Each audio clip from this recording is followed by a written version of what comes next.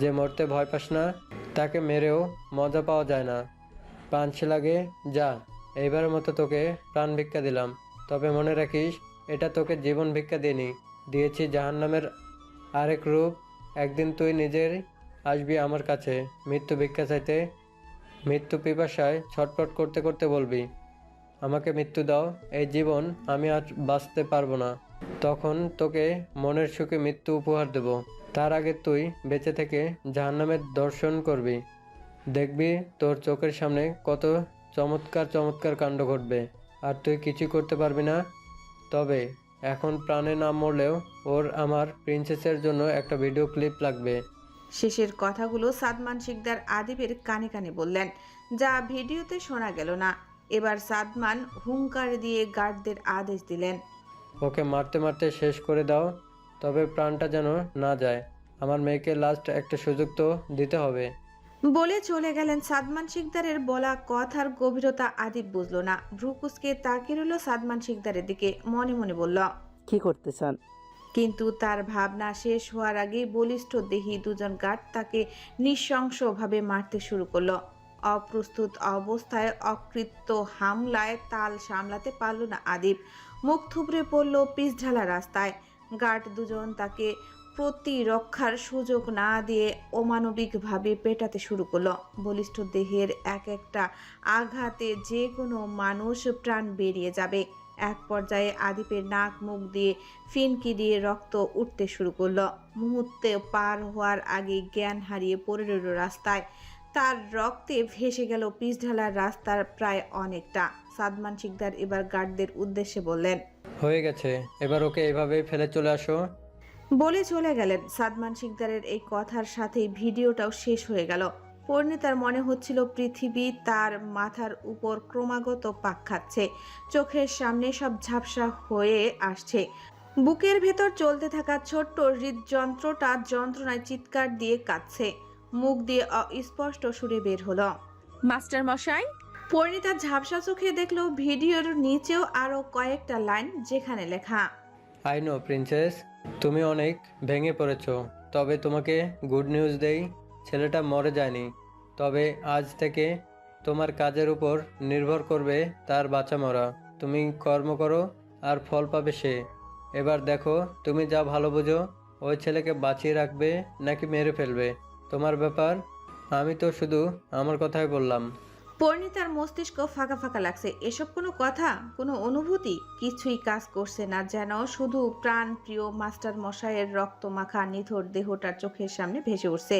যে দেহের লোমে লোমে পরিণীতার ভালোবাসা আহরণ করত, সেই দেহখানা রক্তাক্ত হয়ে পড়েছিল। ভাবতেই পরিণীতার দেহের সকল রক্ত ছলকে উঠল।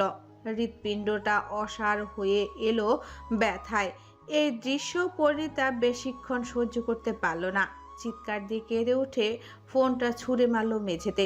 সেকেন্ডের মধ্যেই ফোনটা মেঝের টাইলসে লেগে সশব্দে চূর্ণ হয়ে গেল। পরিণীতার সহ্য হচ্ছে না কিছু। সে নিজেই নিজের চুল টেনে ধরে আর্তনাদ করে কেঁদে উঠল। নিঃশব্দ ঘরে পরিণীতার এমন হৃদয় নিগ্রহ কান্নার এক একটা আর্তনাদ কি ভীষণ করুণ শোনাচ্ছে, যা এই নিশুতি রাতে চার দেওয়ালের মধ্যেই আবদ্ধ হয়ে গেল। পরিণীতা কাঁদতে কাঁদতে দম বন্ধ হয়ে আসছে তার। হঠাৎ কোনো কারণ ছাড়াই ইচ্ছে হলো ব্যালকনিতে দাঁড়িয়ে সেই রাস্তার দিকে তাকাতে, যেখানে পরিণীতা তার প্রাণপ্রিয় মাস্টার মশাইয়ের সাথে অজস্র সুখের স্বপ্ন সাজিয়েছে, যেখানে দাঁড়িয়ে পরিণীতা স্মৃতির পাহাড় গড়েছে। হঠাৎ করে পরিণীতার বুকের ভেতরটা যেন কেউ খামচে ধরল। মাস্টার মশাইয়ের অবস্থার জন্য ব্যাকুল হলো হৃদয়। হঠাৎ করে প্রিয় পুরুষকে দেখার জন্য, ছুঁয়ে দেওয়ার জন্য আকুল হয়ে উঠল পরিণীতার হৃদয়। সে এক প্রকার বিভ্রান্ত অবস্থায় ছুটে গেল বারান্দায়। বারান্দায় দাঁড়িয়ে সামনে তাকাতেই পরিণীতার পদযুগল একদম স্থির হয়ে গেল, যেন কোনো অদৃশ্য চুম্বকীয় আকর্ষণ। গাঢ় বাদামি চোখ দুটো ঝাপসা হয়ে এলো সহসা। পদ্মপুকুরের পাশে দক্ষিণের রাস্তায় সোডিয়ামের হলুদ আলোয় স্পষ্ট এক যুবককে প্রতিচ্ছবি। তার ব্যাকুল অক্ষিযুগল তৃষ্ণার্ত হয়ে তাকিয়ে আছে সপ্তদশী মায়াবী মুখপানে।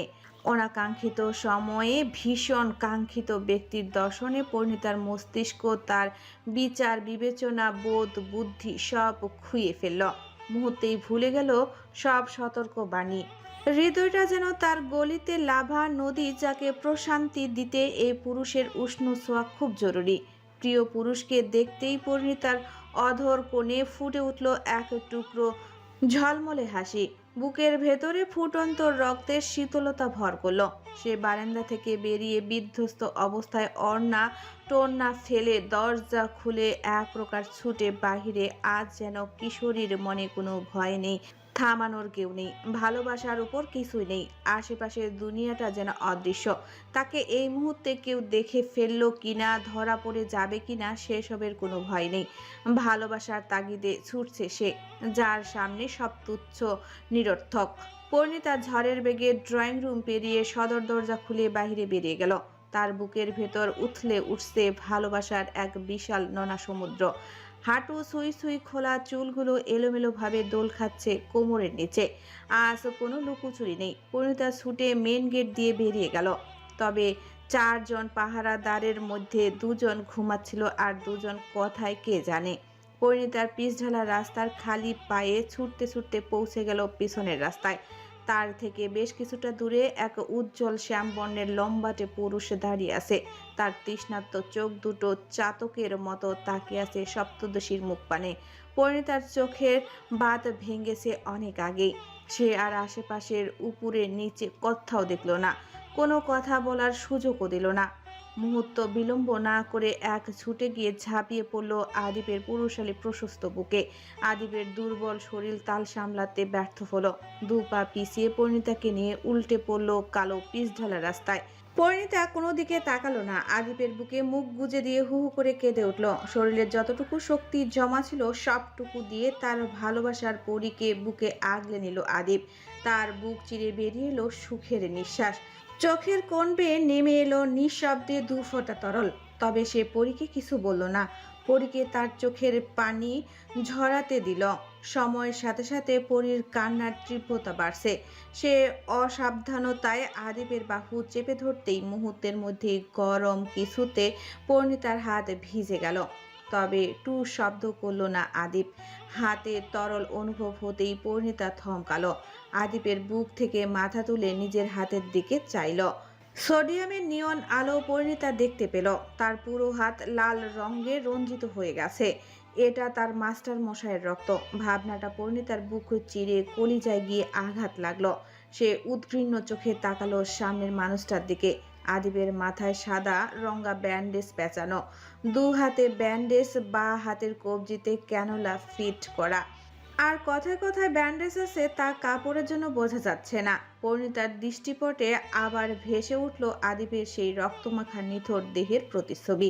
পরিণীতার কান্নারা গলায় দোলা পাকিয়ে আসলো। পরিণীতা অশ্রু চোখে আদিপের ব্যান্ডেজগুলোর আলতো ঠোঁট ছুঁয়ে 2 গালে হাত রেখে ভাঙ্গা কণ্ঠে শুধালো, আপনার অনেক লেগেছে তাই না মাস্টার মশাই? আদিপ শান্ত চোখে চেয়ে দেখল পরিণীতার চোখ মুখের বিধ্বস্ত অবস্থা। ফর্সা মুখটা কাঁদতে কাঁদতে রক্তাভ হয়ে গেছে। সে দুর্বল হাতে পরিণীতাকে টেনে বুকে নিল। কোমল গালে হাত রেখে কপালে ও ঠোঁটে চেপে ধরল। মনের ভেতরে চলমান ঘূর্ণিঝড় ধামাচাপা দিয়ে বিষণ্ণ কণ্ঠে বলল, তখন না লাগলেও এখন খুব লাগছে অ্যাঞ্জেল। পৃথিবীর সকল আঘাত এই বুক সহ্য করে নেবে, কিন্তু আমার অ্যাঞ্জেলের চোখের পানি বেদনা সহ্য করার মতো এত শক্তি যে এখনো হয়নি।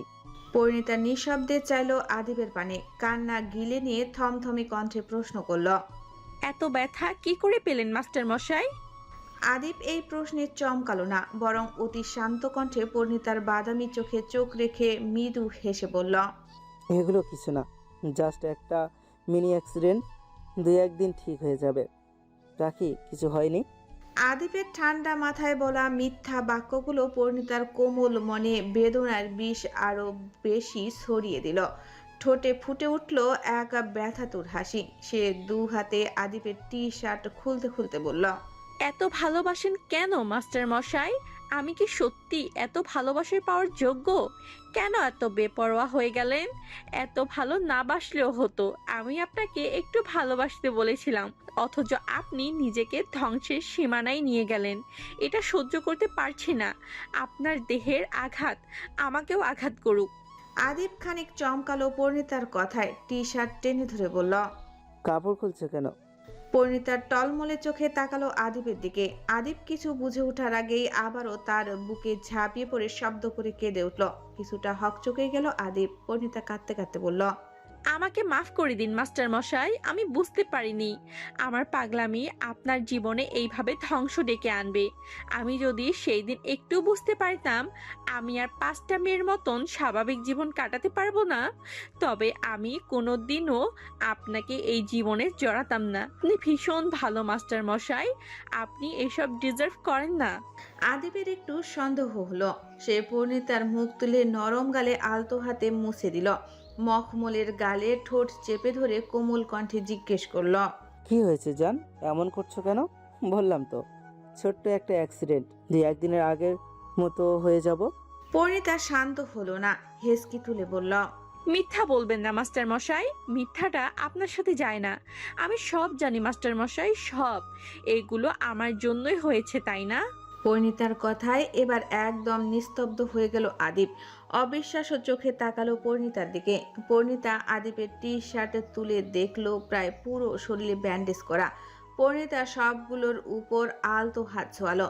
পরিণীতাকে দেখে মনে হচ্ছে ব্যথা আদিপ পায়নি, সে নিজে পেয়েছে।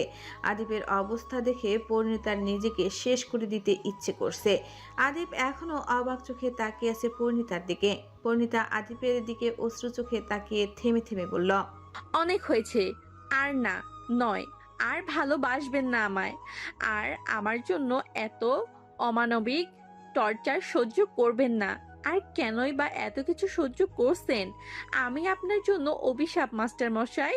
আমি থাকলে আপনি বাঁচবেন না, আমি জানি।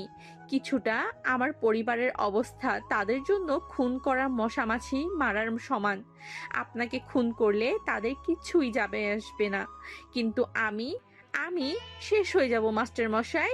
এই দিন দেখার আগে আমার মৃত্যু হোক মাস্টার মশাই, ওইটাই বেশি সুখের হবে। তাই আমাকে ভুলে যান মাস্টার মশাই। পরিণীতা কথা শেষ করার আগেই তার মুখ চেপে ধরল আদিপ। এতক্ষণ শান্ত দৃষ্টি জোড়া ভয়ার্থ, অস্থির, চঞ্চল হয়ে উঠেছে। চোখের সাদা অংশ লাল হয়ে তাতে তপ্ত অশ্রুকণার ভিড় জমিয়েছে। সে তড়িৎ বেগে পরিণীতাকে নিজের ক্ষত বিক্ষত বুকে মিশিয়ে নিল। পরিণীতা সহসাই অনুভব করল আদিপের হৃদয়ের অস্থির হৃৎস্পন্দন। আদিপ পরিণীতাকে জোরালো কণ্ঠে ধমকে উঠল, একদম চুপ। আজ যে কথা বলেছ ওই কথা দ্বিতীয়বার মুখ দিয়ে উচ্চারণ করবে না। তোমার মুখে যেন এই কথা আর কখনো আমি না শুনি। তোমার কি মনে হয় আমি কিছু না জেনে তোমাকে ভালোবেসেছি? তোমাকে আমি একদিন বলেছিলাম অ্যাঞ্জেল, ভালোবাসতে ভয় না পেলে মরতেও ভয় পাওয়া উচিত নয়। মৃত্যু আসবে জেনেই আমি তোমাকে ভালোবেসেছি, আর আমি মৃত্যুর জন্য প্রস্তুতও আছি। তবে যতদিন বেঁচে থাকবো আমার পরীকে বুকে নিয়ে বাঁচতে চাই। এই পরীকে ছাড়া আমি এমনিতেই মরে যাব। কাউকে কষ্ট করে মারতে হবে না পরী। তুমি আমার ক্ষুদ্র জীবনে বেঁচে থাকার একমাত্র কারণ। তুমি আমার আসক্তি পরী, আমার সব। তুমি আমার বেঁচে থাকার কারণ, তুমি আমার মরে যাওয়ার কারণ। তোমাকে ভুলে থাকার সামর্থ্য আর এই হৃদয়ে নেই। যদি সেই সামর্থ্য থাকতো তবে তোমাকে ভালোবাসতাম না। মৃত্যু আসুক, ভয় করি না। তুমি শুধু এই বুকে থেকো পাখি। তোমার বাপ চাচা আমার কিছুই করতে পারবে না। তোমাকে বুকে নিয়ে মরার সুখ থেকে আমি বঞ্চিত হতে চাই না। জান, আফসোস নিয়ে বেঁচে থাকার চেয়ে ভালোবেসে মরে যাওয়া ঢের ভালো। আমার জান, আমার পরী। আদিপের কথায় পরিণীতার নিঃশ্বাসটুকু আটকে আসলো কণ্ঠনালীতে। কিন্তু এসব তো সে দেখতে পারবে না। পরিণীতার মনে পড়ল মেসেজের সেই শেষ বাক্যগুলো।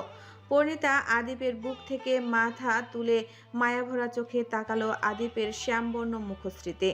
চোখের পানি মুছে নিয়ে নরম কণ্ঠে বলল, শরীরে এত ব্যথা নিয়ে এসেছেন কেন? দেখে তো মনে হচ্ছে হসপিটাল থেকে এসেছেন। পরিণীতার সুন্দর মুখের দিকে তাকিয়ে অপ্রস্তুত হাসলো আদিপ। বুকের বাঁ পাশে ইশারা করে বলল, এখানটায় প্রচণ্ড ব্যথা করছিল। সাথে সাথে উদ্গ্রীন্ন হলো পরিণীতা। উত্তেজিত হাতে স্পর্শ করলো সেই পাশে। পরিণীতার আকুলতা দেখে হেসে ফেলল আদিপ। পরিণীতার মাথাটা নিজের বুকের বাঁ পাশে চেপে ধরে বলল, এইখানে কান পেতে শোনো। এখানে থাকা ছোট্ট পাখিটা শুধু পরীকে একবার দেখবে বলে কত কাঁদছিল জানো? নিঃশ্বাসটাও নিতে পারছি না, তাই এসেছি। একটু স্বস্তি দাও অ্যাঞ্জেল। পরিণীতার ভীষণ মায়া লাগলো। একদিনেই মেয়েটার জীবন উল্টাপাল্টা হয়ে গেছে। আদিপ পরীর দিকে তাকিয়ে তার কোমল হাত দুটো তুলে তার এপিঠ ও পিঠে চুমু খেয়ে মিহি কণ্ঠে বলল, যে ব্যক্তি অতিরিক্ত মাদক সেবন করতে করতে মৃত্যু পর্যায়ে চলে যায় তাকে আর মৃত্যু ব্যতীত মাদক ছাড়ানো সম্ভব না পড়ি। জোর করে সেই চেষ্টা করো না, না হলে পরে দেখবে যাকে নেশাদ্রব্য দিলে সে 2 দিন বেশি বাঁচবে। তো তার কাছ থেকে তার প্রিয় নেশা কেড়ে নিয়ে পরে উপকার করতে গিয়ে তুমি তাকে সময়ের আগেই মৃত্যুর মুখে ঠেলে দিলে। ঠিক তেমনই তবে যেহেতু সব জেনে গেছো তাই লুকিয়ে লাভ নেই। আমি আমার পরীর সাথে বাঁচতে চাই, যতদিন বাঁচা যায়। আমাকে শেষ করে দিও না পরী। আমি তোমাকে না দেখে না ছুঁয়ে থাকতে পারি না পরী, পারবো না।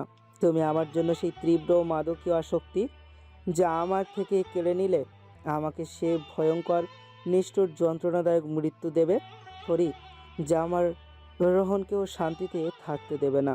পরিণীতার দম বন্ধ হয়ে আসছে। আদিপ অসহায় চোখে তাকালো পরিণীতার দিকে, কপালে শব্দ করে চুমু খেয়ে বলল, তোমার বুকে একটু মাথা রাখতে দিবে পরী? কেন জানি খুব কষ্ট হচ্ছে। পরিণীতা ফুপিয়ে উঠল। আদিপের মাথাটা শক্ত করে নিজের বুকে চেপে ধরল। তার এলোমেলো চুলের ভাঁজে হাত রেখে ফুপিয়ে ফুপিয়ে বলল, আপনি খুব স্বার্থপর মাস্টার মশাই, শুধু নিজের দিকটাই ভাবলেন। পরিণীতার দুধ চোখের কোণ বেয়ে নেমে আসছে অজর ধারায় নোনা পানির ধারা। আদিপ পরিণীতার কোমল সুবাসময় বক্ষে নাক মুখ ডুবিয়ে দিল। প্রাণ ভরে সেই প্রিয় নারীর দেহের গন্ধটা ইনহেল করলো শ্বাসে শ্বাসে, হৃদয়ের রন্ধ্রে রন্ধ্রে। শক্ত করে পরিণীতার পিঠ জড়িয়ে ধরে বলল, আমার কিছুই চাই না পরী, আমার শুধু তুমিই হলে চলবে।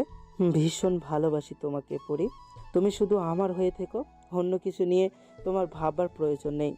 সকাল 7টা। শ্বেত কাচের জানালা গলিয়ে সকালের মিঠে রোদ্দুর এসে ঠিকরে পড়ছে বিছানায়। কখনো কখনো জানালার টানানো ভারী মোটা পর্দাগুলোর উত্তরে এলোমেলো বাতাসে দুলে উঠছে। সেই সুযোগে এক ফালি রোদ্দুরের ছোটা কিছুক্ষণ পরপরই প্রীতমের শুভ্র রঙ্গ মুখশ্রীতে আশ্রে পড়ছে।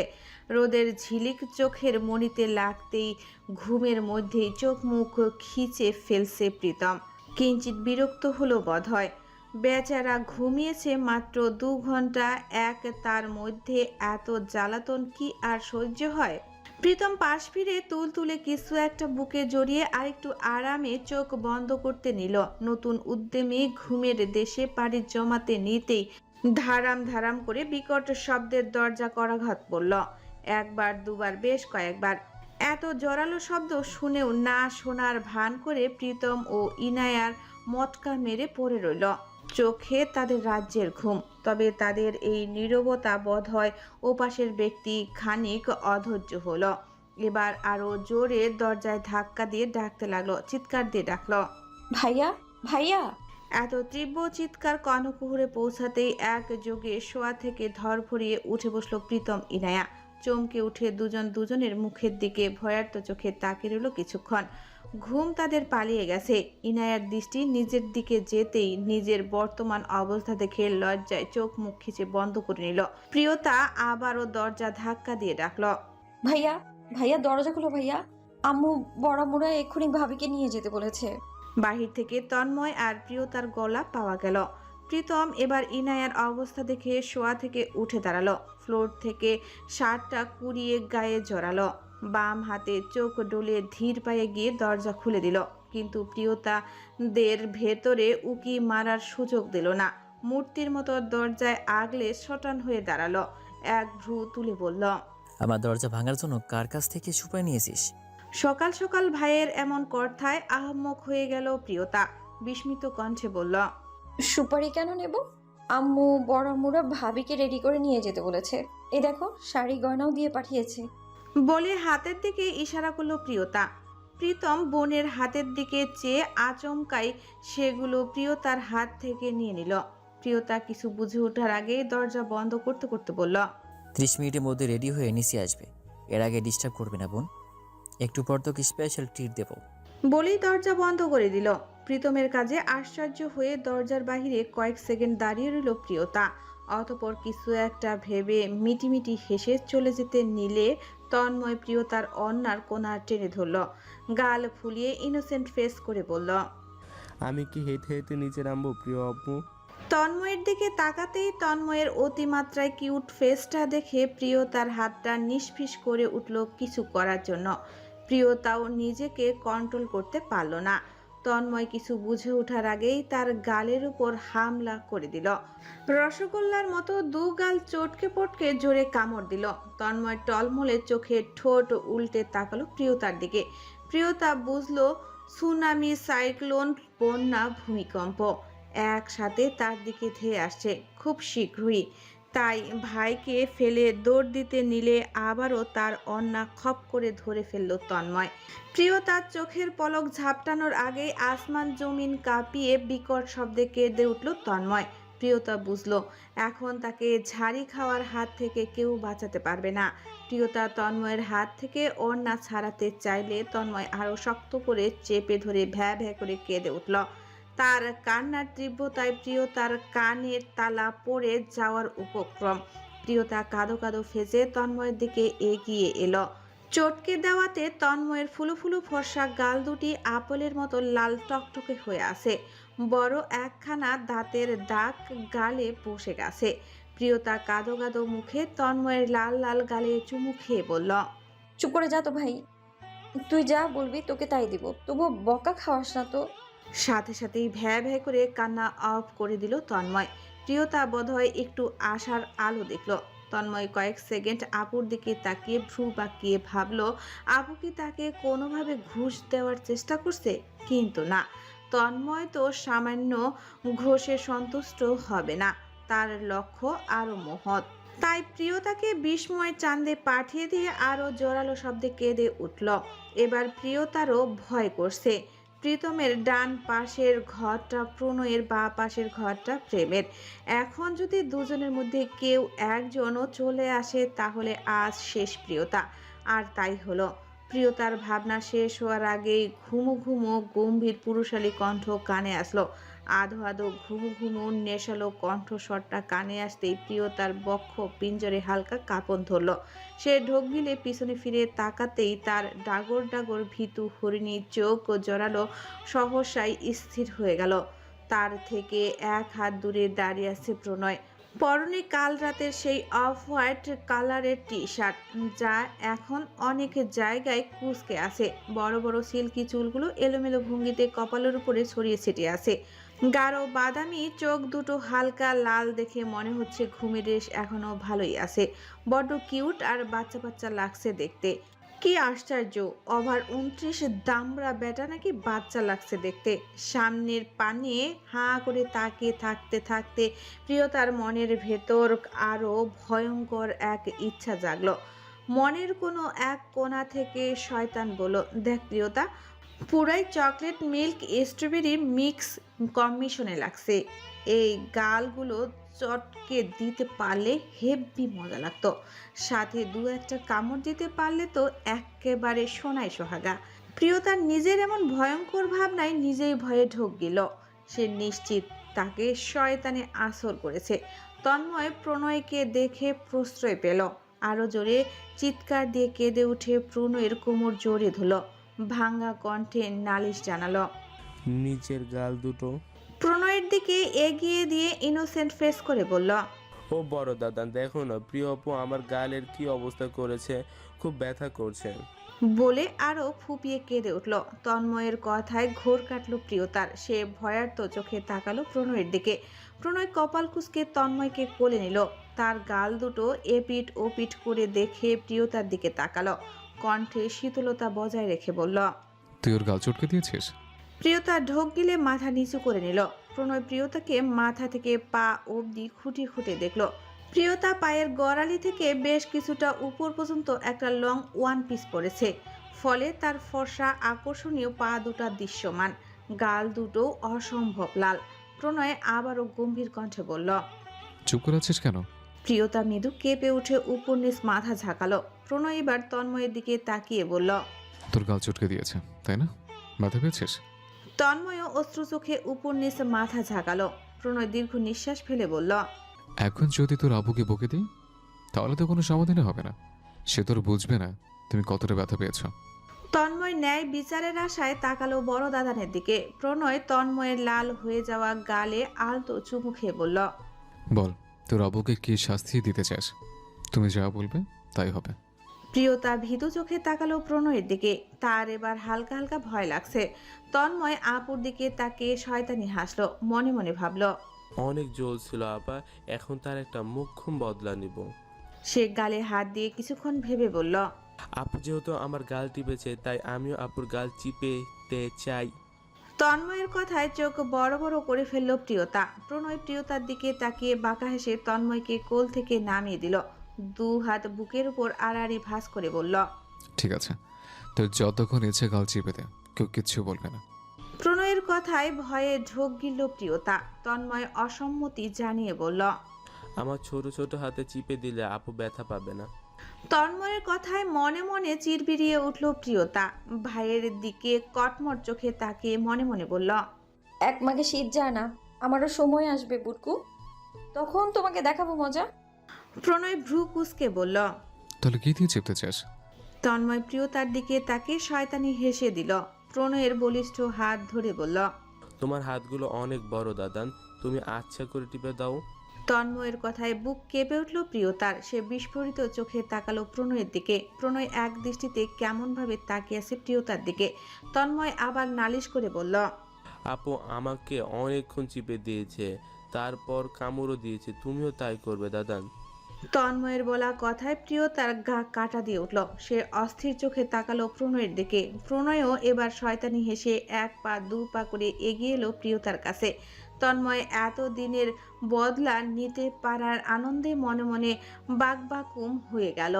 প্রণয় কাছে আস্তে আস্তে আবারও সেই ঘুমু ঘুমু নেশালো কণ্ঠে বলল, মানুষের গাল চিপে দিতে খুব ভালো লাগে, তাই না জান?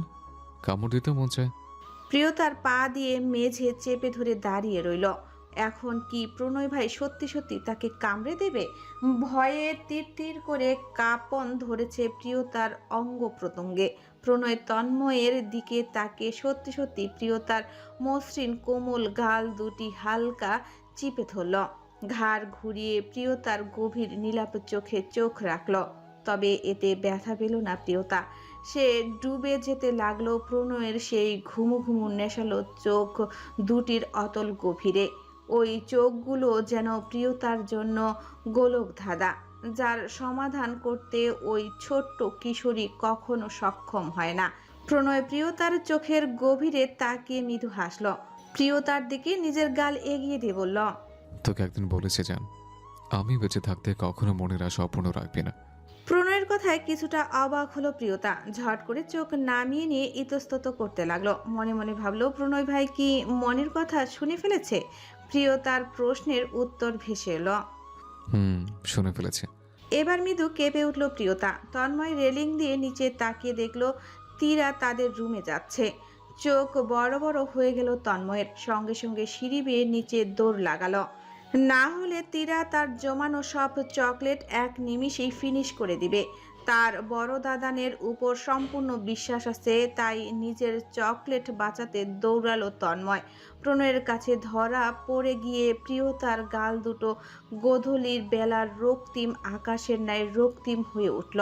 প্রিয়তার দু গালে লজ্জা মিশ্রিত গোলাপির আভা দেখে তৃষ্ণার্ত হলো প্রণয়। সত্যি সত্যি এগিয়ে সে তন্ময়ের কথার মতো প্রিয়তার লজ্জা রাঙা গাল কামড়ে ধরল।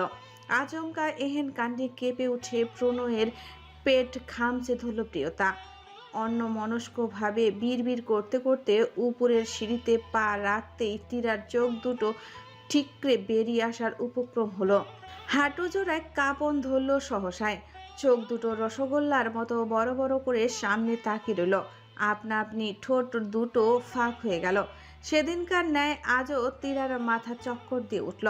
প্রিয়তার লাজে রাঙা মুখটা দেখে নিজেকে আর সংযত রাখতে পারল না প্রণয়। কোনো সতর্কতা ছাড়াই এক ঝটকায় তাকে টেনে নিল, গা ঘেঁষে দেওয়ালে ঠেসে ধরল। প্রিয়তার নিঃশ্বাস আটকে এলো। প্রণয়ের স্পর্শের তাপটা সারা শরীর জুড়ে ছড়িয়ে পড়তে লাগলো। প্রণয় এক হাতে গলার এক পাশে রেখে বৃদ্ধাঙ্গুল তুলে প্রিয়তার নরম ত্বকে আলতো করে বুলাতে লাগলো। যেন স্পর্শ নয়, ভালোবাসা এঁকে দিচ্ছে নিঃশব্দে। অবশেষে প্রিয়তার চোখ বুজে এলো। বুকের ভেতর যেন উত্তপ্ত সমুদ্র উথলে উঠছে। না দেখেই প্রণয়ের দৃষ্টির ব্যাকুলতা অনুভব করতে পারছে সে। জানে এই মুহূর্তে এই চোখে চোখ রাখলেই নিমিষেই তার নিজস্ব সত্তা গলে যাবে। প্রণয় বৃদ্ধাঙ্গুল দিয়ে স্লাইড করতে করতে তার নিঃশ্বাস ভারী হয়ে উঠল। তার উত্তপ্ত নিঃশ্বাস এসে আশ্রে পড়ছে প্রিয়তার গলায়, কাঁধে।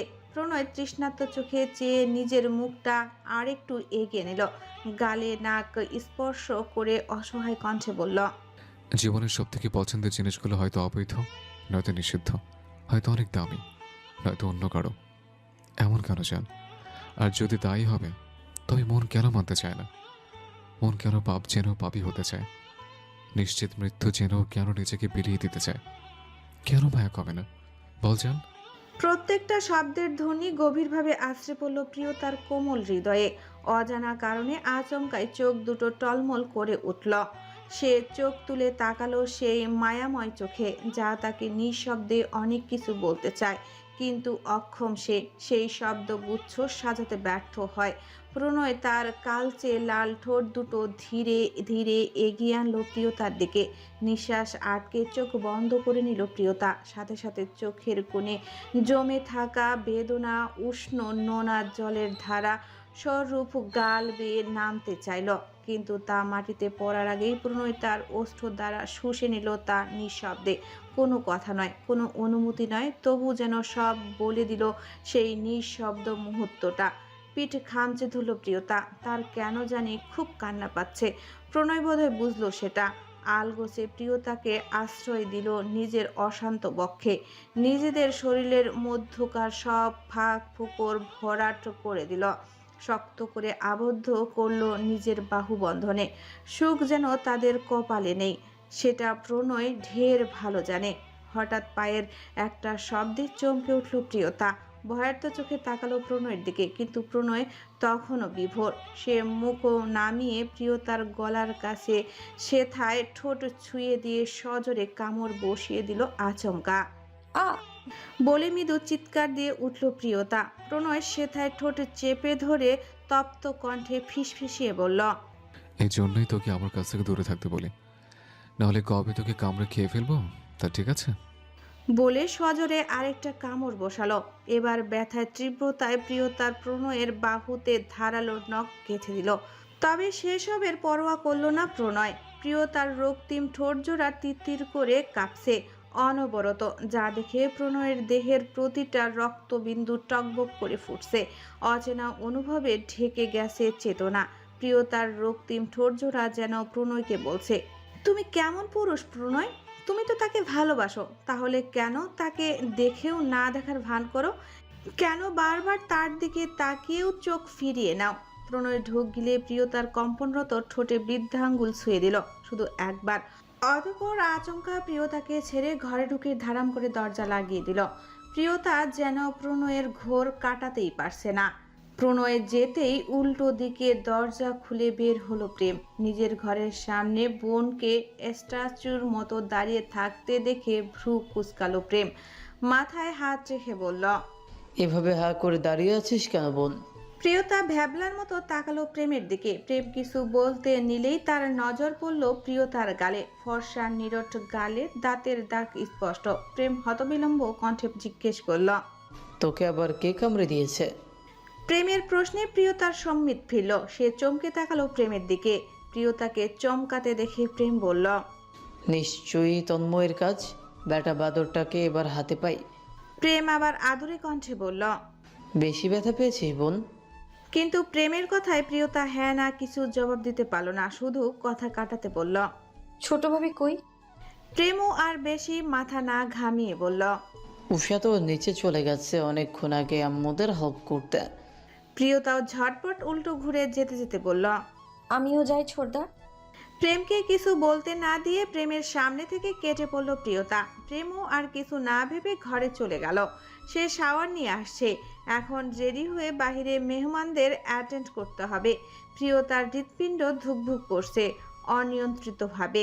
গাল দুটো পূর্বের তুলনায় আরো অনেক বেশি রক্তিম। সে সিঁড়ির কাছে আসতেই থমকে গেল। তীরা এখনো চোখ গোল গোল করে তাকিয়ে আছে প্রিয়তার দিকে। তীরার এক্সপ্রেশন দেখে ভরকে গেল প্রিয়তা। মনে মনে বলল, আজও দেখে নিয়েছে নাকি? প্রিয়তা কিছু বলার আগে তীরা এগিয়ে এলো। প্রিয়তার হাত টেনে ধরে সজোরে চিমটি কাটলো। প্রিয়তার ব্যথায় চিৎকার দিয়ে উঠল। বিশাল জোরে ধমকে বলল, চিমটি কাটছিস কেন? এবার চোখ দুটো বিস্ময়ে আরো বড় বড় করে ফেললো তীরা। দুবার চোখের পলক ঝাপটালো। প্রিয়তাকে গোল গোল ঘুরতে ঘুরতে বলল, আজ তো আমি শুরু থেকে শেষ অবধি সব দেখেছি। এখন তুমি কি বলবে? বোকা বানাবে ছোট আপু? প্রিয়তা ঢোক গিলে তুতলিয়ে বলল। মানে? তীরা এবার বুকে হাত গুজে এক ভ্রু তুলে বলল, তোমাকে যে জিন ভূত কিছু ধরেনি সেটা বিষয় আমি নিশ্চিত। আর কি ধরেছে সেটাও দেখে নিয়েছি সত্যি। প্রিয়তা ভয়ে ভয়ে তাকালো তীরার দিকে। কাপা কণ্ঠে বলল, কি দেখেছিস? তীরা আবারও চোখ বড় বড় করে বলল, সব। তীরার কথায় প্রিয়তা আরো ভয় পেয়ে গেল। তীরা আবার বলতে লাগলো, ওই দিন তুমি বড় দাদানকে চুমু খাচ্ছিলে, আর আজ বড় দাদান তোমাকে তীরার কথা শেষ করার আগেই প্রিয়তা মুখ চেপে ধরলো। ধমকে বলল, দিন দিন বেয়াদব হয়ে যাচ্ছিস। বড় বোনের সামনে কি বলছিস? হুঁশ আছে? প্রিয়তার কথায় ভ্রু কুচকালো তীরা। এক ভ্রু তুলে বলল, শান্তি বাঁচছে কি লাভ নেই ছোট আপু। প্রিয়তা ঢোক গিলে বলল, সকালে খাসনি তাই উল্টাপাল্টা বলছিস। চল খাবি। তীরা গেল না। প্রিয়তার গলার কাছ থেকে অন্না সরিয়ে দেখলো সেখানে লালচে দুটো দাগ। অতিরিক্ত ফর্সা চামড়ায় দাগ দুটো খয়েরি হয়ে গেছে। ঢোক গিল তীরা। আবারও কিছু বলতে নিলে উষা চলে এলো সেখানে। উষাকে দেখে চুপ হয়ে গেল তীরা। উষা এসে হন্তদন্ত কণ্ঠে বলল, প্রিয় আপু, তুমি এখনো এখানে? ওদিকে সেজো আম্মু তোমাকে খুঁজছেন। উষাকে দেখে প্রিয়তার জানে পানি এলো। সে দ্রুত উষাকে চেপে ধরে বলল, আমি তো নিচেই যাচ্ছিলাম। চলো ভাবি। বলে তীরার দিকে আর একবারও তাকালো না। উষার হাত ধরে কেটে পড়ল। তীরা প্রিয়তার যাওয়ার পথে তাকে দুষ্টু হেসে বলল, যা বোঝার আমি বুঝে গেছি। কিন্তু একটা ব্যাপারে তীরার খটকা লাগলো। বড় দাদান তো বড় আপুর স্বামী, তাহলে কিভাবে কি? আর আমরা বড় দাদানকে যতটুকু চিনি, বড় দাদানের মতো মানুষ এই বাড়িতে আর একজনও নেই, তাহলে কিভাবে কি? তীরা সব গুলিয়ে গেল। সে আবারও অনুভব করলো সে সত্যি ছোট মানুষ। এত মারপেচ বোঝার তার কর্ম নয়। তাই সে আর বেশি না ভেবে নিচে চলে গেল। ইনায়া কমফোর্টারের মধ্যে একদম নিজেকে প্যাকেট করে নিয়েছে। লজ্জায় তার মাটি ফুঁড়ে পৃথিবীর কেন্দ্রে চলে যেতে ইচ্ছে করছে। সে কিছুতেই ওই লুচু বেটার চোখে চোখ রাখতে পারবে না, কিছুতেই না। সে না চাইতেও কাল রাতের দৃশ্যগুলো সিনেমার মতো চোখের সামনে লাইভ চলছে। প্রীতম দুষ্টু হেসে বিছানার কাছে এসে দাঁড়ালো। ইনায়ার একটা চুলও দেখা যাচ্ছে না। প্রীতম ঠোঁট কামড়ে হাসলো। বাম হাত দিয়ে এক টান দিতেই কমফোর্টারটা ইনায়ার হাতের মুঠো থেকে ফসকে গেল। হঠাৎ এমন হওয়াতে চমকে গেল ইনায়া। লজ্জায় আরো মিনিয়ে গেল। প্রীতম ইনায়ার পাশে বসলো। কমফোর্টার সমেত ফোল্ড করে বাচ্চা কোলে নেওয়ার মতো ইনায়াকে কোলে নিয়ে বসলো। লজ্জায় ইনায়ার সহসায় মুখ লুকালো প্রীতমের বুকে। প্রীতম ইনায়ার গলায় মুখ ডুবিয়ে দিল। ইনায়ার লজ্জার রাঙ্গা মুখশ্রীতে আরো একটু রাঙিয়ে দিতে বলল, উফ মাই ডিয়ার রসগোল্লা, কাল সারা রাত আদর করেছি, মন ভরেনি? আবার আমায় উস্কে দিচ্ছ? এখন ধরলে আবার দিন ঘুরিয়ে রাত হয়ে যাবে, কিন্তু তুমি আর ছাড়া পাবে না। তাই আমার সামনে লজ্জা পেয়ে আবার নিজের সর্বনাশ ডেকে না। আমি ভালো চালাই, আমাকে ভালো থাকতে দাও। প্রীতমের কথায় কেঁচে উঠল ইনায়া। বুক থেকে মাথা তুলে ভয়ার্ত চোখে তাকালো। ইনায়ার লজ্জা পালিয়ে গেছে দেখে হেসে ফেলল প্রীতম। ইনায়া গোল গোল চোখে তাকিয়ে আছে দেখে প্রীতমের মাথায় দুষ্ট বুদ্ধি এলো। সে রসগোল্লার মতো ফুলো ফুলো গালের টপাটপ বেশ কয়েকটা চুমু খেয়ে বলল, উফ ইয়াম্মি ইয়াম্মি রসগোল্লা, এত টেস্টি হবে আমি তো স্বপ্নেও ভাবিনি। উফ, এখন থেকে উপরে না যাওয়া পর্যন্ত সকাল বিকেল দুপুর রাত অল টাইম আমার মুখের সামনে রসগোল্লা ধরে থাকবে। এটা তোমার স্বামীর আদেশ। মুখ গম্ভীর করে বলল প্রীতম। ইনায়া আবার নিজের দিকে তাকিয়ে চোখ বন্ধ করে নিল। মনে মনে বলল, আস্তাগফিরুল্লাহ, এ আমি কার হাতে বললাম আল্লাহ? প্রীতম মুখ ভেঙচি দিয়ে ইনায়াকে কমফোর্টার সহ কোলে নিয়ে ওয়াশরুমের দিকে পা বাড়ালো। যেতে যেতে বলল, স্বামীর নামে আল্লাহর কাছে বিচার দিয়ে লাভ নেই বউ। এটা আমার ফাইনাল ডিসিশন। ডায়াবেটিক্স না ধরানো পর্যন্ত থামবো না। কঠোর থেকে কঠোর পরিশ্রম করতে হবে। কাজে ফাঁকি দেওয়া প্রীতম শিকদারের ধাঁচে নেই। বলে ওয়াশরুমে ঢুকে পড়ল। শিকদার বাড়িতে অনুষ্ঠানের মহিলাদের রান্নার জন্য বাড়ির কিচেন লাগানো বিশাল বড় একটা সাবেকি আমলের রান্নাঘর রয়েছে, যার মাঝে বরাবর বিশাল বড় বড় দুটো মাটির চুলা। এই ঘরের মেঝের মাটির এখানে টাইলস বসানো হয়নি। রান্নাঘরের সাথে সাথে সাজানো হরেক রকম বিশাল বড় বড় থালা বাসন হাঁড়ি পাতিল, যার বেশিরভাগই কাঁসার। পুরো রান্নাঘর জুড়ে মহিলাদের প্রচুর ভিড়। সারা বাড়িতে এসি থাকলেও এই ঘরে কোনো এসি নেই, তবে বড় বড় দুটি জানালা আছে। তবে এত ভিড় আর এত গরম যে জানালা দিয়ে এক ফোঁটা বাতাসও পর্যন্ত আসছে না। এত মানুষের ভিড়ে ঘরের টেম্পারেচার বাড়ছে হুড়হুড় করে। এর উপর এই ভ্যাপসা গরমে সকলে ঘেমে নিয়ে সিদ্ধ। অনুশ্রী বেগম এক উনুনে বিশাল পাতিল বসিয়ে তাতে পোলাও রান্না বসিয়েছে। তনুশ্রী বেগম ও অনন্যা বেগম বড় বড় আলু ডুমডুম করে কাটছে মাংস রান্নার জন্য। প্রিয়তা, পরিণীতা, উষা, প্রেরণা, ইনায়া, তীরা আরও মেয়েরা সবাই মিলে রুটি বেলছে। রুটি বেলতে বেলতে শিকদার বাড়ির আলালের ঘরের দুলালদের অবস্থা একেবারে নাচতে নাবুদ। ঘাড় হাত পা সব টন টন করছে তাদের, তবুও কোনো ছাড় নেই। অনুশ্রী বেগমের আদেশে কাজে ফাঁকি দেওয়া যাবে না, তাই এই অসহ্য রকমের ভ্যাপসা গরমে হাঁসফাঁস করছে ওরা। মুখগুলো চেরি ফলের মতো লাল হয়ে উঠেছে। ইনায়া নতুন বউ বলেও ও কোনো ছাড় পায়নি। বাড়ির বউ মানে এই বাড়ির সদস্য, তাই বাড়ির সকল কাজে তোমায়ও এক্ষুনি হাত লাগাতে হবে। এটাই শিকদার বাড়ির কর্ত্রী অনুশ্রী বেগমের আদেশ। নতুন ভাবিকে বাসর নিয়ে যে একটু পিস মারবে সেই সুযোগটাও পাচ্ছে না ওরা। অনুশ্রী বেগম শাড়ির আঁচলে ঘাম মুছে প্রিয়তাকে উদ্দেশ্য করে বললেন, আম্মু, ওই রান্নাঘরে থেকে নারকেল কুড়ানো আছে, ওটা একটু নিয়ে আসো। অনুশ্রী বেগমের কথায় প্রিয়তা হাঁপ ছেড়ে বাঁচল। বসা থেকে লাফিয়ে উঠে চলে গেল নারকেল আনতে। টায় বসে থাকতে থাকতে মেয়েটার হাত পা ঘাড় মটমট করছে। প্রিয়তা ওই ঘর থেকে বেরিয়ে তাদের রান্নাঘরে আসতে আচমকাই তার পথযুগল থমকে গেল।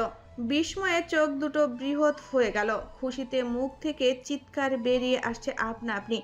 সেকেন্ড পার হওয়ার আগেই প্রিয়তার নারকেল টারকেল ফেলে এক প্রকার লাফিয়ে গিয়ে মেহেজাবিন চৌধুরীর বুকে পড়ল। 50 ঊর্ধ্ব সুন্দরী মহিলার পিঠ শক্ত করে জড়িয়ে ধরল। খুশিতে প্রিয়তার হৃৎপিণ্ড লাফাচ্ছে। সে ভীষণ উচ্ছ্বাসিত কণ্ঠে চিৎকার দিয়ে রাখল, ফুপি। মেহেজাবিন চৌধুরী হেসে প্রিয়তাকে জড়িয়ে কপালে চুমু দিলেন। প্রিয়তার গাল মুখে হাত বুলিয়ে আদরি কণ্ঠে বললেন, কেমন আছে আমার বৌমা? এ কি, তুমি এমন ঘেমে ভিজে আছো কেন আম্মু? প্রিয়তা খুশিতে ভাষা খুঁজে পাচ্ছে না। সে মেহেজাবিন চৌধুরীকে ধরে ড্রয়িং রুমের সোফায় বসে দিল। অভিমানী কণ্ঠে অভিযোগ করল, ফুপি, তুমি আসবে একবারও তো বলে না আমায়। মেহেজাবিন চৌধুরী হেসে প্রিয়তার মাথায় হাত বুলিয়ে বললেন, সারপ্রাইজ। তাদের কথার মধ্যে শ্রেতা প্রিয়তার পাশে ধপ করে বসলো। প্রিয়তাকে নিজের দিকে ঘুরিয়ে বলল, সব ভালোবাসা বুঝি মমের জন্য? আমি আর আমার ভাই তো নদীর জলে ভেসে আসি। কেন রে, আমাদের কেউ একটু দেখ। প্রিয়তা ভ্রু কুঁচকে তাকালো শ্রেতার দিকে, মুখ বাঁকিয়ে বলল, তুমি জানো না ননদিনীর সাথে ভাবিদের শত্রুতা চিরকালের? শ্রেতাও দুষ্টু হেসে বলল, আমার কপালটাই বুঝি মন্দ, এজন্যই তো কপালে ভালোভাবে জুটল না। কোথা থেকে এক দরজাল মহিলা এসে আমার সোনামুখ নিরীহ ভাইয়ের কপালে এসে জুটেছে। আর আমার বেচারা ভাইটা, সে তো দিনে দিনে যেন শোষণের শিকার, শুকিয়ে যাচ্ছে একেবারে সজনে ডাঁটার মতো। আর প্রিয়তা সেই বা কম কিসে? চোখ টিপে দুষ্টু হেসে বলল, তোমার ভাইয়ের কপাল তো বাঁধিয়ে রাখার মতো কপাল ননদিনী। আমার মতো এত সুশীল সুন্দরী রূপবতী গুণবতী লাবণ্যময় বউ পেয়েছে যে। প্রিয়তা আরেকটু ভাব নিয়ে বলল, আসলে কি জানো, কুটনি ননদিনী আমার রূপের এতটাই তেজ যে তোমার ভাই সেটা সহ্যই করতে পারছে না, তাই তো শুকিয়ে যাচ্ছে। এখানেও যদি আমার দোষ হয় তাহলে কি বা বলার থাকে? আসলে কি বলতো ননদিনী, ইতিহাস সাক্ষী ননদিনীরা কখনো ভাবিদের ভালো চোখে দেখতেই পারে না। পেছন থেকে ভারী পুরুষালী কণ্ঠস্বর ভেসে এলো। তা তো অবশ্যই, এত সুন্দরী বউ আমার, আর তার রূপের তেজ থাকবে না এ আবার হয় নাকি? এই আগুনে জ্বলে পুড়ে মরবো বলেই তো বেঁচে আছি। বউয়ের রূপে যদি এমন তেজ থাকে তাহলে শুধু জলে নয়, ছাই হয়ে উড়ে যেতেও রাজি আছি। তাও তো গর্বের কথা আমার সোনাবু। হঠাৎ কারো কণ্ঠে পিলে চমকে উঠল প্রিয়তা। সে তরাত করে ঘাড় ঘুরিয়ে পিছনে তাকালো। শুদ্ধ পকেটে ফোন ঢুকাতে ঢুকাতে আকর্ষণীয় ভঙ্গিতে হেঁটে আসছে। ঠোঁটে লেগে আছে সেই চিরাচিত্ত বাঁকা হাসি। তার সাথে প্রণয়ও আছে, তবে সে একদমই নীরব, নিশ্চুপ, নির্বিকার। তার চোখ মুখে কোনো অনুভূতি নেই। শুদ্ধের কথায় চরম লজ্জা পেল প্রিয়তা। মনে মনে বলল, ছি ছি, শুদ্ধ ভাই কি ভাবলেন? আবার প্রণয়ের দিকে তাকে সামান্য ভয়ও পেল। প্রণয় ভাই কি ভাববেন? শুদ্ধ আর প্রণয় এগিয়ে এসে মেহজাবিন চৌধুরীকে সালাম করলো। শুদ্ধকে দেখে শ্রেতা ফট করে প্রিয়তার পাশ থেকে উঠে পড়ল। ভাইয়ের দিকে তাকে চোখ টিপ দিয়ে ইশারা করলো। শুদ্ধ দুষ্টু হেসে সাথে সাথে প্রিয়তার পাশে বসে পড়ল। শুদ্ধকে নিজের পাশে বসতে দেখে অস্বস্তিতে পড়ে গেল প্রিয়তা। শ্রেতা বলল, এই দাদা, ভাবির দিকে চেপে বস, আমিও তো বসবো, না হলে ফ্যামিলি ফটো উঠবি কিভাবে? শুদ্ধ প্রিয়তার ইতস্তত মুখের দিকে তাকিয়ে বাঁকা হাসলো। এবার একদম প্রিয়তার গায়ের সাথে চেপে বসলো। এবার অস্বস্তিতে প্রিয়তার ঘামতে শুরু করেছে। শ্রেতা আর মেহজাবিন চৌধুরী মুগ্ধ চোখে তাকালেন শুদ্ধ আর প্রিয়তার দিকে। সত্যি বলতে অসাধারণ সুন্দর মানিয়েছে দুজনকে দেখে। মনে হচ্ছে এই জুটি একে অপরের জন্য। শ্রেতাও শুদ্ধের পাশে বসে পড়ল। এতক্ষণ প্রণয়ের চোখ মুখ সব স্বাভাবিক থাকলেও হাত দুটো শক্তভাবে মুষ্টিবদ্ধ হয়ে আছে। অতি শান্ত চোখ দুটোতে যদি কেউ নিবিড়ভাবে তাকিয়ে থাকতো তবে দেখতে পেত পুরুষের হৃদয়ে জ্বালিয়ে দেওয়া সেই বিধ্বংসী অগ্নিকাণ্ডে বুকের ভেতরটা ঠিক কতখানি অগ্নিদগ্ধ হচ্ছে। কপালের শিরাগুলো আস্তে আস্তে ফুলে উঠছে। প্রিয়তা আসছে না দেখে অনুশ্রী বেগম প্রেরণাকে পাঠিয়েছেন নারকেল নিতে। প্রেরণাও রান্নাঘরে এসে সামনের দিকে তাকাতেই আনন্দে লাফিয়ে উঠল। সব ফেলে ছুটে এলো ড্রয়িং রুমে। মেহজাবিন চৌধুরীকে জড়িয়ে ধরতে নিতেই শ্রেতা বাগড়া দিয়ে বলল, পেরুন আপু, ভালোবাসার বোম পরে ফাটিও, আগে আমাদের একটা ফ্যামিলি ফটো তুলে দাও। বলে নিজের ফোন এগিয়ে দিল। প্রেরণা ফোনটা হাতে নিতে নিতে ভ্রুকুসকে বলল, ফ্যামিলি ফটো? শ্রেতা এবার চমৎকার হেসে বলল, হ্যাঁ, তুমি জানো না, আমি, আমার মম, আমার দাদা, আমার সুন্দরী ভাবি, এটাই তো আমাদের ফ্যামিলি। প্রেরণাও এবার দুষ্টু হেসে বলল, হ্যাঁ নিশ্চয়ই, আমি তো ভুলেই গিয়েছিলাম। বলেই সবার একটা সুন্দর ছবি তুলে দিল। ফোনটা শ্রেতার হাতে দিয়ে মেহজাবিন চৌধুরীকে জড়িয়ে ধরল। শুদ্ধের ছোঁয়া লাগতে প্রিয়তার অস্বস্তি বাড়ছে। সে চাইছে উঠে যেতে কিন্তু সাহস পাচ্ছে না, যদি বেয়াদবি হয়ে যায়। এবার মেহজাবিন চৌধুরী শুদ্ধের মাথায় হাত বুলিয়ে বললেন, মাই সান, আমি কয়েক ঘন্টা আগে মাত্র কনফার্ম করলাম তোমায়, এর মধ্যেই তুমি চলে এলে। শুদ্ধ হেসে বলল, মম, তোমার আগে কোনো কাজ নয়, কিন্তু আমি তো তোমার সাথে কালকে কথা বললাম। তুমি তো বলেছিলে 1 মাস পরে আসবে, তাহলে আজ চলে এলে? মেহজাবিন চৌধুরী স্মিত হেসে বললেন, সারপ্রাইজ মাই সান। হাসলো শুদ্ধ, তবে একটু ইতস্তত করে বলল, আমি কাল আবার সিলেট ব্যাক করবো মম, তুমি এসেছো বলে এমার্জেন্সি এসেছি। মেহজাবিন চৌধুরী কিছুটা রুষ্ট কণ্ঠে বললেন, কাল নয় বেটা, 2 দিন পর যাও, কাল একটা ইম্পর্টেন্ট কাজ আছে। আই নো তুমি বুঝতেই পারছো। মেহজাবিন চৌধুরীর কথায় ভ্রু কুঁচকে ফেলল প্রণয়। কেমন সন্ধিহান চোখে তাকালো মেহজাবিন চৌধুরীর দিকে। এবার ফুপির উপস্থিতিতে কেন জানি সে খুশি হতে পারছে না। মনের মধ্যে কিছু একটা খসখস করছে। কিছুক্ষণের মধ্যেই শিকদার বাড়ির প্রায় সকলেই আস্তে আস্তে ড্রয়িং রুমে উপস্থিত হলেন। অনুশ্রী বেগম ননদকে দেখে খুশি হলেন, হেসে বললেন, কেমন আছো আপা? আসবেন যে বললেন না তো, গাড়ি পাঠিয়ে দিতাম। মেহজাবিন চৌধুরী আন্তরিকভাবে বললেন, এত ব্যস্ত হবেন না বড় ভাবি, আমি সবাইকে সারপ্রাইজ দিতে চেয়েছিলাম। মেহজাবিন চৌধুরী বসা থেকে উঠতেই সুযোগ পেয়ে গেল প্রিয়তা। লাফিয়ে শুদ্ধের পাশ থেকে উঠে পড়ল, হন্তদন্ত কণ্ঠে বলল, ফুপি, আমি তোমাদের জন্য শরবত নিয়ে আসি। বলে কেটে পড়ল। প্রিয়তাকে পালাতে দেখে হেসে ফেলল শুদ্ধ। প্রিয়তার সাথে যে হাতটা টাচ লেগেছিল সেটা নাকের কাছে নিয়ে লম্বা শ্বাস টানল। সেই পরিচিত মাদকীয় গন্ধে সে আরো 2 বার শ্বাস নিয়ে বলল, পালাচ্ছ? পালাও, এখন সময়টা তোমার। কিন্তু সুইটহার্ট, যখন সময় আমার হবে তখন শুধু নিঃশ্বাসে বিশ্বাসে শুদ্ধের নাম ঝুঁকবে, নিঃশ্বাস নেওয়ারও সুযোগ পাবে না, প্রমিস। প্রণয়ও উঠে কোনো রকম কথাবার্তা ছাড়াই উপরে চলে গেল। সাদমান শিকদার হই হট্টগোল শুনে ঘর থেকে বেরিয়ে এলেন। ড্রয়িং রুমে এসে আদরের বোনকে দেখে ভীষণ সন্তুষ্ট হলেন। মেহজাবিন চৌধুরী এগিয়ে গিয়ে সাদমান শিকদারকে সালাম করলেন। বিনয়ী কণ্ঠে জিজ্ঞেস করলেন, ভালো আছেন বড় ভাইজান? সাদমান শিকদার হেসে বললেন, ভালো আছি বোন। সাদমান শিকদার হাঁক দিয়ে রহমানকে ডাকলেন। রুমান, রুমান। 1 মিনিটের মধ্যেই হাজির হলো এই বাড়ির পুরনো কাজের লোক রহমান। সাদমান শিকদার তাকে আদেশ দিয়ে বললেন, আমার বোন এসেছে, হাটের সব থেকে বড় গরু আর খাসি এনে জবাই দাও। রহমান সম্মতি জানিয়ে চলে গেল। মেহজাবিন চৌধুরী, শুদ্ধ আর শ্রেতা আরও কিছুক্ষণ সবার সাথে কথা বলে উপরে চলে গেলেন।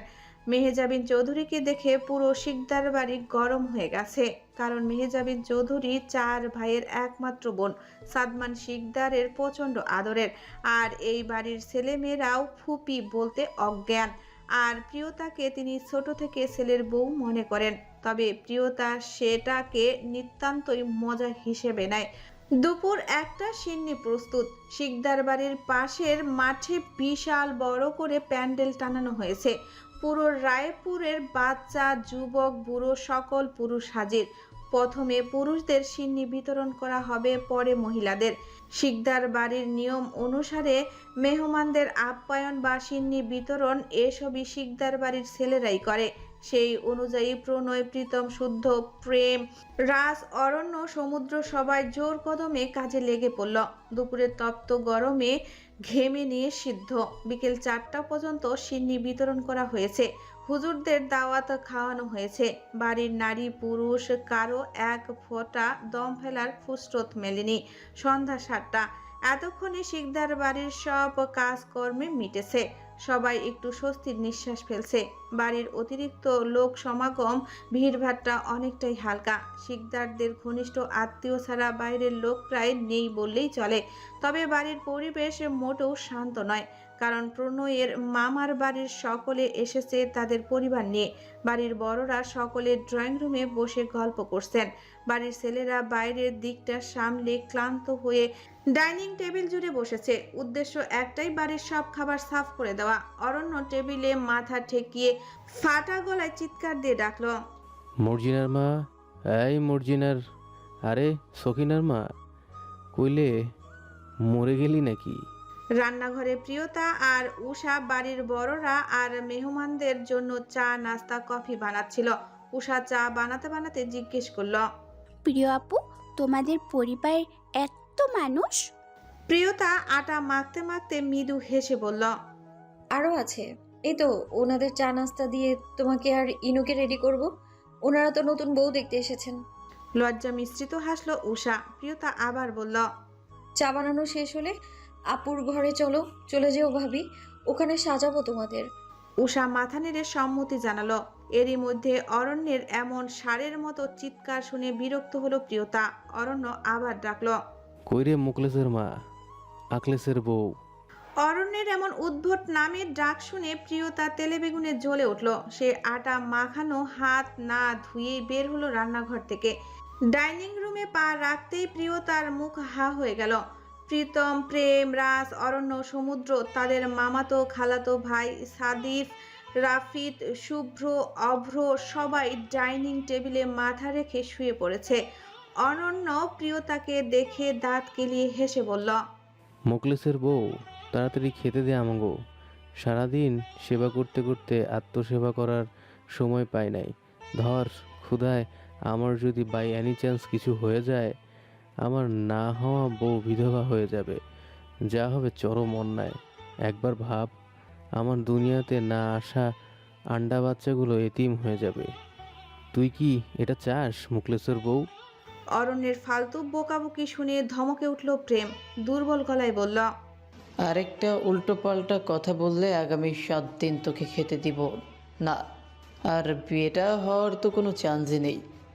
এতক্ষণ সবার অসহায় মুখগুলো দেখে মায়া হলেও অরণ্যের বাজে বোকা শুনে প্রিয়তার মেজাজ খারাপ হলো। সে ঘুরে সামনে তাকিয়ে দেখলো প্রণয় আর শুদ্ধ ফোন টিপছে। তাদের মুখ দুটো শুকনো, কিন্তু মুখে কিছু বলছে না। প্রিয়তা আরেকবার সবাইকে দেখে দৌড়ে রান্নাঘরে গেল। তস্ত্র কণ্ঠে উষাকে বলল, ভাবি, চা হয়ে গেলে সাবধানে দিয়ে এসো, আর আসার সময় আপু আর ইনুকেও ডেকে এনো। উষা মাথা নেড়ে সম্মতি জানালো। মাথার ঘোমটাটা আরো একটু মাথায় টেনে চায়ের ট্রেটা নিয়ে চলে গেল। প্রিয়তা দ্রুত হাতে ভাত তরকারি বাড়তে লাগলো। ইতিমধ্যে পরিণীতাও এসে উপস্থিত হলো। প্রিয়তা পরিণীতার হাতে বড় তরকারির বাটিটা দিয়ে বলল, আপু এগুলো নিয়ে যাও, ভাইয়াদের অনেক খিদে পেয়েছে। পরিণীতাও নিয়ে গেল। ইতিমধ্যে উষা আর ইনায়াও এলো। সকলে মিলে হরেক রকমের খাবার দাবার টেবিলে সাজাতে লাগলো। সাধারণ দিনের তুলনায় আজ আরও অনেক বেশি রান্না হয়েছে। খাবারের গন্ধে তরুণ শিকদারদের পেটে ইঁদুর লাফাতে শুরু করলো। প্রিয়তা আর পরিণীতা ভাইদের খাবার বেড়ে দিতে লাগলো। ভাত তরকারির প্লেটে পড়তেই হালুম হালুম করে তার উপর ঝাঁপিয়ে পড়ল অরণ্য, সমুদ্র, প্রীতম, প্রেমরাজ।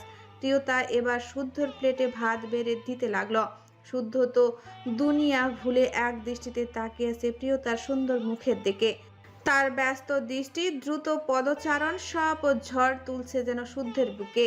প্রিয়তার হাঁটার তালে তালে তার লম্বা বেনুনিটা দুলছে হাঁটুর নিচে। হায়, এই দৃশ্যতে শুদ্ধ যেন একদম খুন হয়ে যাবে।